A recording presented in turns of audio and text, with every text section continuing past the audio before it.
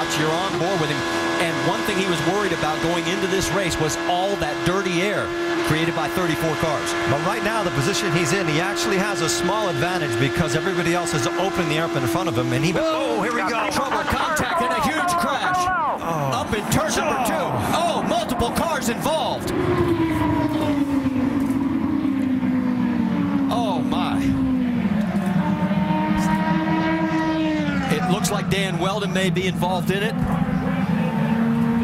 And Eddie, you and I spoke about this morning on the drive-in. Just this amount of cars, the speed, just the chance for what they call the big one. And what happens in conditions like that, when you're, even if you're 300 yards behind that, you cannot stop these cars. The only option you have is to try to avoid it, and it was impossible to avoid anything there. And you saw Will Power, his car involved as well.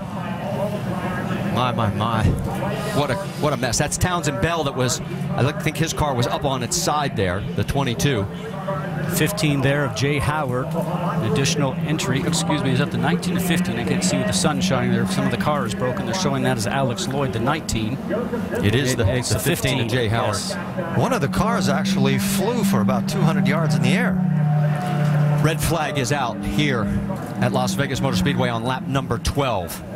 And from high above, you can see the carnage. We talk about the car going through the air. Eddie, you know that these cars run so low down to the ground. We mentioned before, we saw them hitting the ground and sparking, that anything underneath the car, underneath the floor, underneath the tub, really just gets the air underneath the car itself, and up it will go. We saw J.R. Hildebrand out of his car. There is Dario Franchitti. Somehow he managed to get through the carnage, but Sure, guys, I mean, there's just nothing I can do. Will Power did not. 10-4. They are going to stop you at pit lane on the right-hand side. They want the drivers to stay in the cars. What Franchitti was alluding to is there's nothing he can do avoiding the debris that's on the track. Well, there is debris everywhere. You can see just how many cars are literally torn apart. And this was the one thing, and there is the 18 of James Jakes. Now, he had a crash early in practice on Friday. That is actually a KV Racing backup car that they put together for him. Now, I don't see much damage on there, but he's out of the cockpit.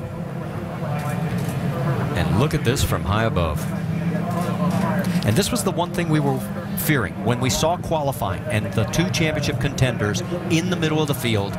A big crash like this early in the race. What happens in accidents like this is that a single mistake by anybody, which might be dirty air, could be anything, multiplies itself so fast that you start accumulating cars. There's no way that you can control what happens. Once you start spinning at those speeds,